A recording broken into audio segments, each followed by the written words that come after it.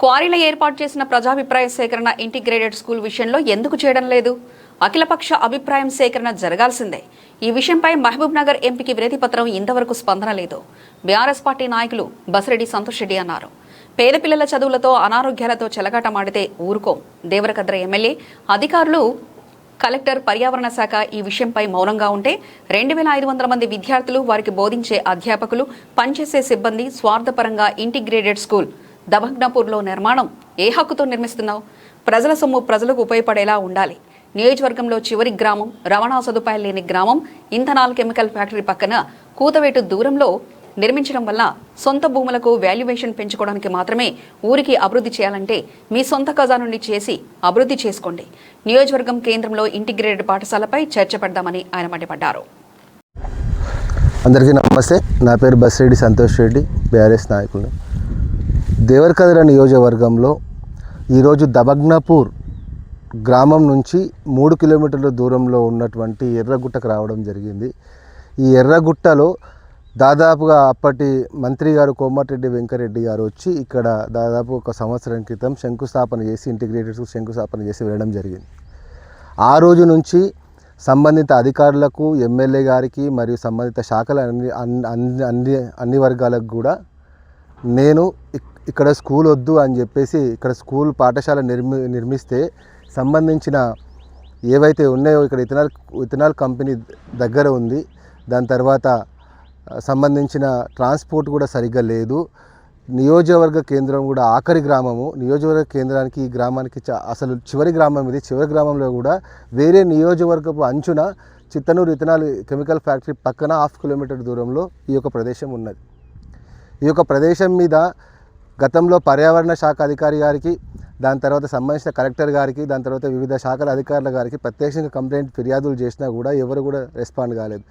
కేవలం ఇక్కడ ఉన్నటువంటి శాసనసభ్యులు తన పేరు కోసము, తన గ్రామం అభివృద్ధి చేసుకోవాలనే ఉద్దేశం కోసము ఈరోజు 2500 మంది విద్యార్థులు చదివేటటువంటి ఒక పాఠశాలను తీసుకొచ్చి ఇక్కడ ఆయన స్వలాభం కోసం ఇక్కడ నిర్మాణం చేయడం జరుగుతూ ఉంది. దేవరకద్ర నియోజకవర్గానికి కేటాయించేది ఒక్క స్కూల్. బడుగు బలహీన వర్గాలకు సంబంధించిన ఆ స్కూల్ను పిల్లలకందరికీ ఉపయోగపడే గొప్ప ఉద్దేశంతో గౌరవ రేవంత్ రెడ్డి గారు ఈ యొక్క ప్రాజెక్టును మరియు మొదలుపెట్టడం జరిగింది. ఇప్పుడు దాని తర్వాత దేవరకద్ర నియోజకవర్గ కేంద్రంలో కావచ్చు, నేషనల్ హైవే దగ్గర కావచ్చు, దాదాపు కొన్ని 100 ఎకరాల భూములు ఉన్నా కూడా ఈరోజు అక్కడన్నిటి కూడా పక్కనే పెట్టి ఈయన మరి ఇక్కడ కట్టడాన్ని మేము పూర్తిగా బీఆర్ఎస్ పార్టీ ద్వారా ఖండిస్తూ ఉన్నాం. అలాగే సంబంధించిన అధికారులకు కూడా ఒకటే తెలియజేస్తూ ఉన్నాం.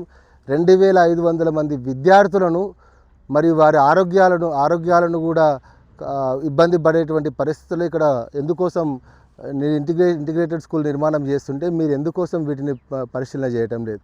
ఇక్కడ మీ యొక్క పిల్లలు అయితే బయట స్కూళ్ళలో చదువుకుంటారు.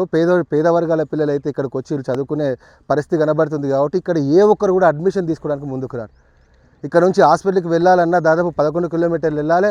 మరియు బస్సుకి వెళ్ళాలన్నా కూడా, ఏదైనా ఆటో తీసుకొని రావాలన్నా కూడా ఇక్కడ ట్రాన్స్పోర్ట్ చేయాలని కూడా అధ్యాపకులకు కానీ విద్యార్థులకు కానీ కూడా దాదాపు 11 కిలోమీటర్ల దూరంలో ఉన్నది. జిఎంఆర్ సంబంధించిన ఊరికే ఒకటే బస్సు ఉన్నది. ఆ ఊరికి బస్సు సౌకర్యం, ఒక బస్సు ఆయన గెలిచిన తర్వాత మాత్రమే తీసుకోవడం జరిగింది. మరి ఏ హక్కుతో 2500 మంది విద్యార్థులను భవిష్యత్తు నాశనం చేసే ప్రక్రియ ఎందుకోసం చేస్తూ ఉన్నావు? నువ్వు నీ యొక్క ఊరిని డెవలప్మెంట్ చేసుకోవాలనుకుంటే నీ యొక్క సొంత నిధులతో ఈ యొక్క గ్రామాన్ని డెవలప్ చేసుకో. కానీ ప్రజల సొమ్మును నువ్వు నిర్వీర్యం చేసే హక్కు నీకు ఎవరు ఇచ్చారు? ప్రజల సొమ్మును దుర్వినియోగం చేసే అర్హత మీకు ఎక్కడిదని చెప్పేసి అడుగుతూ ఉన్నాను. వెంటనే ఈ యొక్క నిర్మాణాన్ని నిలిపివేయాలని నేను అడుగుతూ ఉన్నాను. సంబంధించిన క్వారీ నిర్మాణాలలో అభిప్రాయ సేకరణ చేసుకుంటారు. కలెక్టర్ వస్తుంది, పర్యావరణ శాఖ వస్తుంది, ఎన్జిఓస్ పిలుస్తావు, అందరినీ పిలుస్తావు. నువ్వు ఒక వ్యక్తికి కాంట్రాక్టర్ కోసం అంతా తపన పడినటువంటి వ్యక్తి మీరు. మరి ఈ పాఠశాల నిర్మాణం కోసం ఎందుకు ప్రజాభిప్రాయ సేకరణ చేయట్లేదు? అఖిలపక్ష అభిప్రాయ సేకరణ ఎందుకోసం చేయట్లేదు అని చెప్పేసి నేను మీకు నిలదీస్తూ ఉన్నా. వెంటనే మీ యొక్క వ్యవహార శైలిని మార్చుకునాలే. మేమే బీఆర్ఎస్ పార్టీ తరఫున సంబంధిత గ్రామాలలో కూడా మేమందరం కూడా కలిసి కార్యాచరణ, మా పెద్దల ఆదేశాల ప్రకారం కార్యాచరణ కూడా మేము తీసుకోబోతున్నామని మీకు తెలియజేస్తూ, ప్రతి గ్రామంలో ప్రజాభిప్రాయ సేకరణ మేము కార్యక్రమాన్ని నిర్వహిస్తాం. ఈ స్కూల్ నిర్మాణాన్ని ఇక్కడ నుంచి వేరే అనువైన స్థలం తరించే వరకు కూడా మేము నిర్మాణాన్ని కూడా అడ్డుకుంటామని చెప్పేసి నేను బీఆర్ఎస్ పార్టీ తరఫున తెలియజేస్తా ఉన్నా. జై తెలంగాణ, జై బీఆర్ఎస్. నియోజకవర్గంలో క్వారీలు నిర్వహించేందుకు చేసే ప్రజాభిప్రాయ సేకరణ, కాంట్రాక్టర్కు వత్తాసు పలికేటందుకు చేసే పర్యావరణ అభిప్రాయ సేకరణ మరియు 176 కోట్ల రూపాయలు వెచ్చించి ప్రజాధనాన్ని వినియోగించి ఒక మారుమూల ప్రాంతంలో దమగ్నపూర్ శివారున్న నియోజకవర్గంలో ఆఖరి గ్రామం. ఇక్కడ జిఎంఆర్ సంబంధిత పంట పొలాలు పక్కనే ఉన్నాయి కాబట్టి వాల్యుయేషన్ పెంచుకోవడానికి కుట్రపూరితంగా ప్రజల సొమ్మును నిర్వీర్యం చేసి ఇక్కడ గుట్టను తవ్వి ఇక్కడ స్కూల్ కట్టే ప్రయత్నం చేస్తూ ఉన్నాడు. దేవరకద్ర నియోజకవర్గ కేంద్రంలో ఇంటిగ్రేటెడ్ స్కూల్ ఒక గొప్ప ఆలోచన శ్రీ రేవంత్ రెడ్డి గారిది. ఈ ఆలోచనలో పరిమితమైన నేషనల్ హైవే పొంటి కట్టాల్సిన ఉద్దేశం ఉంటుంది.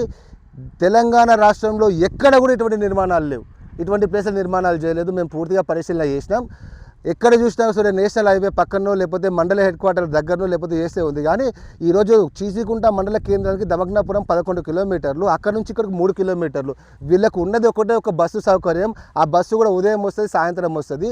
ఇక్కడ పాఠశాల ప్రారంభిస్తే అధ్యాపకులు కానీ విద్యార్థులు కానీ ఏదైనా ప్రమాదం సంభవిస్తే కూడా 11.5 కిలోమీటర్లు ఇక్కడ దాదాపుగా అడవిలోకి వచ్చే పరిస్థితి ఉన్నది.